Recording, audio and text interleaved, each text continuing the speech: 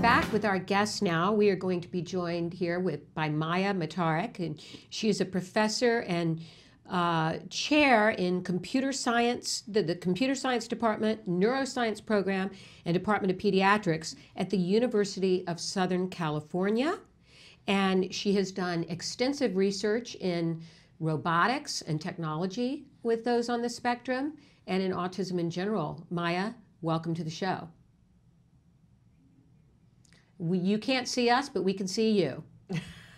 So, all right. So, first of all, we wanted to talk about what technologies, so many children today are diagnosed with autism. How can we provide sufficient personalized care for them, and how can that be enhanced through technology? So, autism is a major challenge today. We still don't understand what causes it. We're still not great at diagnosing it. And then there's the large issue of care, because it is a lifelong challenge for individuals who are on the spectrum. And things have gotten much better, so now there's better insurance coverage and so on. But I think all parents who are experiencing autism in their lives will say that there just isn't enough time, and that there isn't enough coverage, and there aren't enough resources typically for everything that their child needs and deserves. And so I have felt for the last decade and a half that this is something technology should be able to help with. There are numerous technologies coming up today for all kinds of recreational uses. And I just can't help but think that we could be doing much more meaningful things. That is the whole purpose of assistive technologies, and in particular social assistive technologies. So the idea is that we're not trying to say that robots or any other technology can substitute what human therapists do, or in particular what parents do. But no human therapist or parent can be there 24/7. And in fact, every child deserves care, and specialized, personalized care that's appropriate to their developmental stage and their needs, basically 24/7. And so that's the idea, to develop very personalized technologies that can bridge that gap. Doctor, when we talk to parents about technology, the immediate assumption often is that we're going to go to technology that involves screen time. And a lot of parents are concerned, I think it's something that I'm deeply concerned about, how much screen time my child has and how drawn he is to that. So talk to us a little bit about using technology and screen time, and is this a reason why we would go to robotics, so that we have less screen time? Talk to us a little bit about that. This is a great question. So I'm a mom of 3, and I'm extremely concerned about screen time. I think there's plenty of solid scientific evidence to show that large exposure to screens, which is what all kids these days are having, there's just too much, right? The amount of 1 hour a day is exceeded by just about everyone who has access to a screen. So large exposure to screens is resulting in decreased social skills. So we can see autism as something that a large number of children are affected by innately, but in fact, when we're looking at the quote typically developing children, they are already showing a decline in social skills. There's a study that shows that 12-year-olds have now the social skills of 8-year-olds, because they're spending so much of their time looking at screens and losing the opportunities to do eye-to-eye contact and social interaction. And those are fundamental in development, not just early development, not just at 6 months, 1 year, 2 years, but all through adolescence. And losing those opportunities by not engaging in those interactions is profoundly a problem. And therefore, in autism is kind of the end of the spectrum of this lack of social skills or diminished social skills. What we really don't want is to create more opportunity for children to be in a screen environment and not in the real world social environment. That's why embodied, co-present social robots, which are like you and me, they are social agents, they're peers. That's why they're a very important therapeutic tool in a way that's profoundly different than a screen. And in fact, these days we have neuroscience evidence that shows that if you look at how the brain is activated when a child, or an adult for that matter, is interacting with a screen compared to when they're interacting with a pet, a human, or a robot, it's very different in the sense that there is more brain activation and it's distributed more. So the brain is literally more engaged. And that's what's lacking when we're only spending time with screens. And that's why having a robot, a pet, a human is so profoundly different in an interaction. Let's talk about robots for a minute. this happens to be an area that you have a lot of background in. You're the author of a popular introductory robotics textbook called the Robotics Primer. It's Primer, right? Not Primer. Yes. The Robotics Primer. And you are working currently into research into robotics. That's correct? Yes, I've been in robotics, for 3 decades. Let's not name years, but yes, Okay. I've been doing robotics research for a long time. So this sounds like something that's out of reach for the average person working with robotics. Is robotics going to be sort of on the cutting edge here, and is it going to be more accessible? Because when I hear robotics, I think, well, that's not something that's accessible for me, and that's not something I could do with my child. Oh, absolutely not. If I can disagree. In fact, Okay. The two places where robotics is really making a headway. So now if you look at, you can't open any popular media without seeing all kinds of articles about robotics. A large focus is on autonomous driving and flying and logistics and delivery, but people are starting to put robots into homes. So in fact, robots will, from the consumer perspective, start to become much more affordable. So that's one area. The other area that I think is actually much more important is a different kind of accessibility. It's the comfort with these devices. And I think as STEM education improves, and it badly needs to improve, this is one of my other missions. What kind of education? STEM. STEM. Explain that to our audience. So STEM stands for Science, Technology, Engineering, and Math, and it is the 21st century set of skills. It is where the jobs are.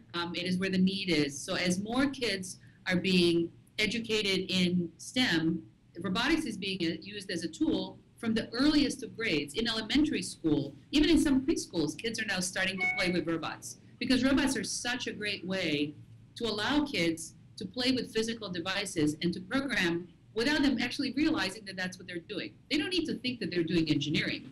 They just need to be solving problems and engaging in an interesting project. And robotics is a great tool for doing that. So I think actually as we're looking at our children, they're much more familiar.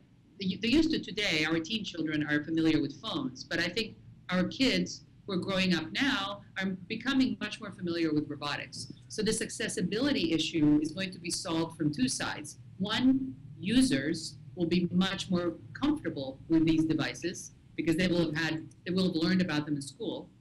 And two, technologies are being developed for use in the home, which are actually affordable. So people are now developing robots that can be brought into the home on the level of the cost of several $100s, not a laptop, not a large piece of consumer electronics, but really, on the order of a few $100s and decreasing significantly and quickly. So I think that's really important. It opens the door across demographics for these technologies. And if I can just piggyback onto that, when we do a part of the show, Doctor, every holiday season, we do a festival of toys, and we talk about toys that are hot and that are good for our kids. This year in particular, we saw a trend in toys, affordable toys for families that really capitalize on this. This is how different the world is right now. Fisher-Price has something called a Caterpillar that's out, that's for ages 3 through 5. And it is literally a caterpillar that has different parts to the body, and depending on how you attach the body, it codes to the caterpillar to go in a circle or to go different directions or to do different things. And so the kids it's the beginning of snap circuit coding to do that. And then for the older kids, I know my son had gotten really excited last year at a maker's fair. There's something called an Ozbot. It's a little round toy, and they have pens, and they draw different colors on a piece of paper on a path, and the Ozbot reads the color and then decides what to do. So if they put red, it turns around or goes left. It really, and these things are like $50 and less. Really? Yeah. Okay. Exactly. So it's important to familiarize children with these things, specifically for their futures, and it's particularly relevant. It's relevant to all children today, but it's very relevant to kids on the spectrum, because many children on the spectrum are actually very talented for science, technology, and engineering and math. And so this creates a really, not just a future and a career path for them, but it creates a tremendous future where they're not just competitive, but they could be in a leadership position because they have a natural propensity often for these kinds of careers. And in fact, we do know that the instance of engineers in the family of children with autism is disproportionately high. It's something like 6-fold relative to the general population. So Can you talk a little So the point is just it should be seen as a tremendous asset and an opportunity. Okay. Can you talk a little bit about some of the research you're doing with robots and how that's going to be assisting our kids on the spectrum?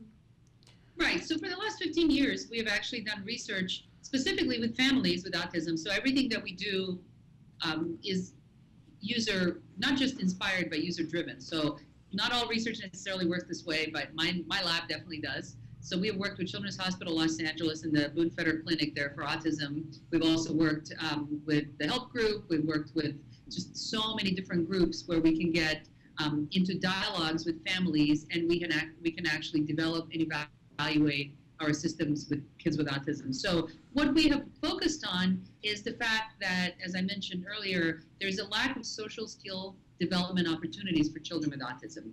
One, many of them have a deficit in social skills, but because they have a deficit, they're exposed to much less interaction and practice.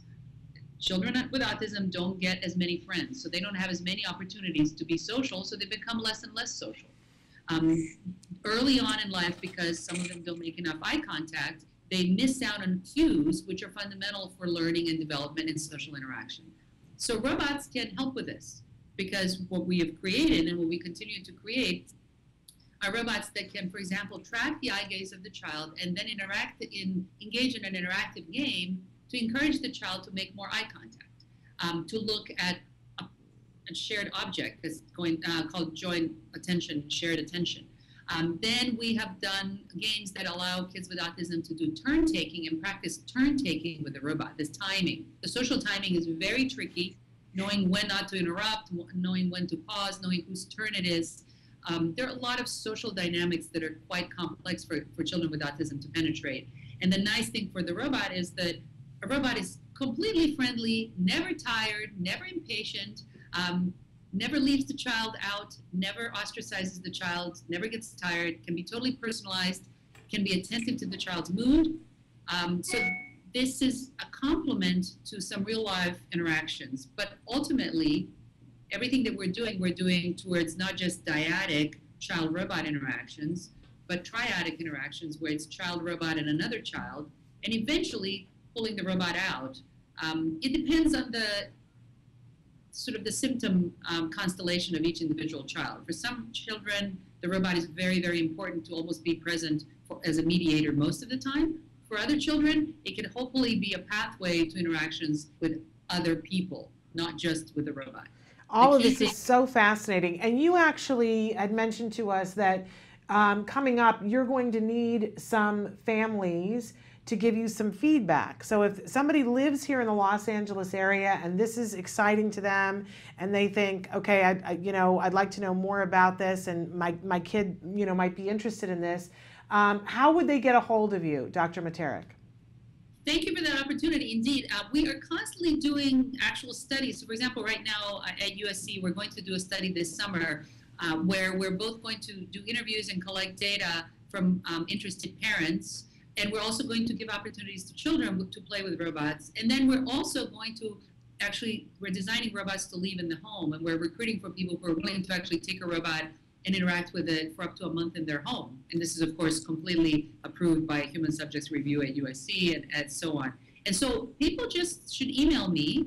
And my email address is my first name, Maja, M-A-J-A, @usc.edu. So I'm very easily reached. I want to be one of the families that has a robot in their home. Sorry. Yeah, you can. Yeah, just email me. Okay, I will. I got the email address wrong. I'm so sorry. There are two different email addresses that you can go use. again. One is my last name, Mataric, M-A-T-A-R-I-C, @usc.edu. And the other one is my first name, Maja, @embodied.me. But it's probably easy if someone just Googles me, M-A-T-A-R-I-C, Mataric. It's basically just me and my mother on the web. Our name is quite rare. So if you just Google me, you will find me, and you'll find my webpage at USC, and you can just email me. I find this all so fascinating. I know you do. It's so exciting to me. Well, you are a tech geek. Stop. She teases me about this all the time. I'm tech hopeless, but I'm interested in it. You're very interested in it. Because part of it is because I am interested in it, but because my kid is too. Your son is, yeah. And I wish my son was. Well, Your kid will always be better at it than you are, but that's okay. Yeah. But a well-designed tech product is one that anyone can use, and don't let anyone tell you otherwise. Okay. Honestly, and I have seen, there was a period of time when your son came over and my son was all about robots. He's Right. less about robots now and more about coding because he wants to make the robot Right. do. Right. But he came over and got really into the robot Did that he? Jem had. Yes, and so your husband called my husband and said, "Where'd you get that robot?" Oh. And went and got a similar thing for Wyatt. That's been years ago now. Okay. But I think that your child would be more interested in some of these things than you think. Probably. Because they're cool. Yeah, they are cool. Yeah. For sure. Anyway, I just think this is an amazing field, and we recognize that as therapies change and that as we more and more realize that each one of our individuals on the autism spectrum is going to need something individual, and as insurance is more and more saying we're going to pay for less and less, I think robotics is going to play a bigger role, a more essential role, and a beneficial role. So we thank you for working in this field and continuing to break new ground. Yes, thank you. Thank you. You're such Tell me. you're so accomplished in this area, and we didn't even get to 1/10 of what your background is. It just goes Well, you on have and to on come and back. on. You're definitely not a slacker, Dr. Mataric. You're very Thank you. Mataric. Yeah, So I'll put the bag for the eyes. No Yeah. slacking, but Okay. I'm happy to talk again anytime. All right, Right, we thank definitely you. have to have you back. thank you, Doctor. All right, thank you so much.